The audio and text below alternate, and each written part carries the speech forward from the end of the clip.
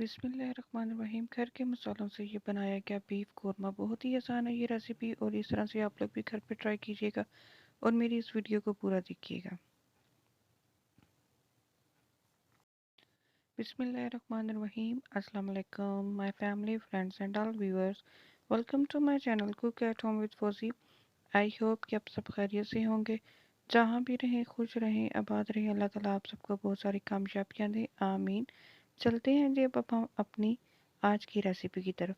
आज मैं बनाने जा रही हूँ बीफ कोरमा। बहुत ही आसान है ये रेसिपी और ये घर के मसालों से ही बनाई गई है। आधा किलो मैंने बगैर हड्डी के गोश्त लिया है। आप लोग हड्डी वाला गोश्त भी ले सकते हैं। मेरी वीडियो को लाइक कीजिएगा। अगर फर्स्ट टाइम पे आप मेरे चैनल को देख रहे हैं तो सब्सक्राइब ज़रूर कीजिएगा और मेरी वीडियो को ज़्यादा से ज़्यादा शेयर किया करें। अब इस अब मैं इसके अंदर 2 गिलास पानी डाल देती हूँ और मैं आपको साथ ही तमाम इंग्रेडिएंट्स बता देती हूँ। अब मैं इसके अंदर लहसुन डाल देती हूँ। आप लोग लहसुन अदरक का पेस्ट भी ले सकते हैं। ज़रूरी नहीं है कि आप लोग इस तरह से लहसुन डालें।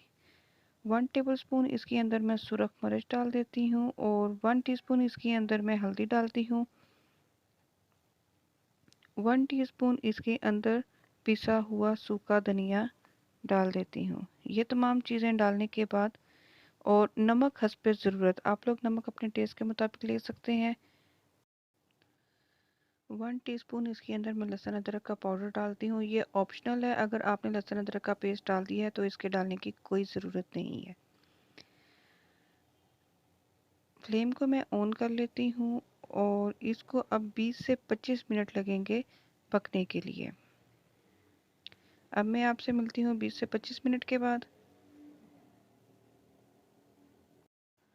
जब तक हमारा गोश्त गलता है तो मैं आपको नेक्स्ट स्टेप बता देती हूँ।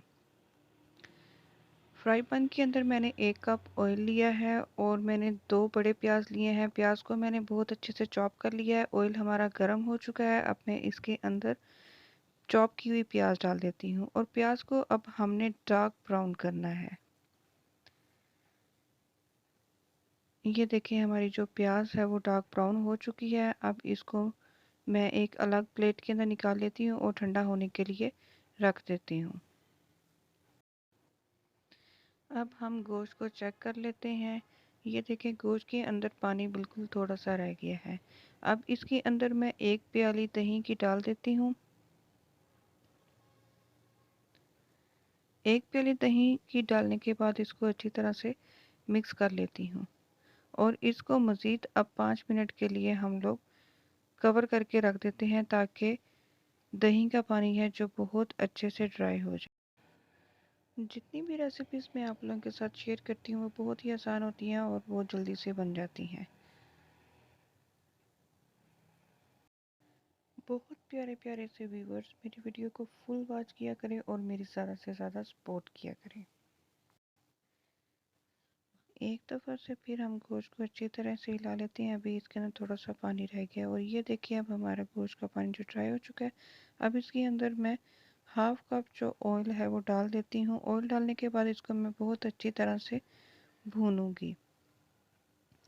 गोश्त की जितनी अच्छे से बुनाई होती है गोश्त का टेस्ट उतना ही अच्छा होता है।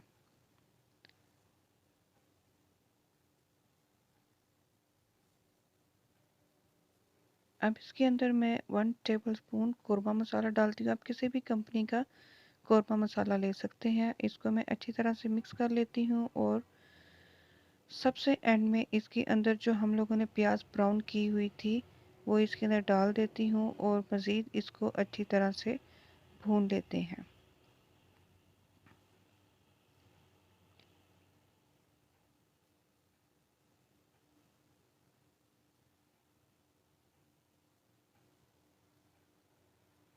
इस तरह से कोरमा जो हम बनाते हैं घर पर उसका टेस्ट बहुत डिफरेंट होता है और बहुत मज़े की ये रेसिपी बनती है।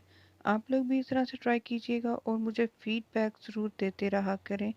जब आप लोग इतने अच्छे कमेंट्स करते हैं तो यकीन करें दिल इतना ज़्यादा खुश होता है। अब इसको मज़ीद इसको मैं भून लेती हूँ। ये देखिए हमारे कोरमे इसकी ग्रेवी कितनी अच्छी से बन चुकी है। अब मज़ीद इसको मैं 1 से 2 मिनट के लिए कवर कर देती हूँ ताकि जो ऑयल है वो सेपरेट हो जाए।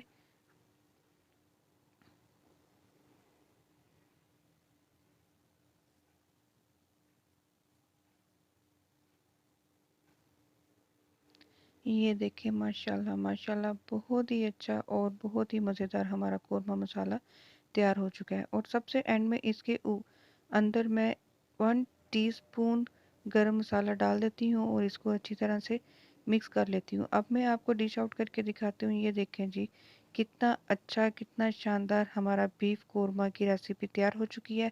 आई होप कि आपको मेरी ये आज की वीडियो अच्छी लगी होगी, तो लाइक कीजिएगा अपने और अपनी फैमिली का बहुत ख्याल रखिएगा। मिलते हैं नेक्स्ट वीडियो में। अल्लाह हाफिज़।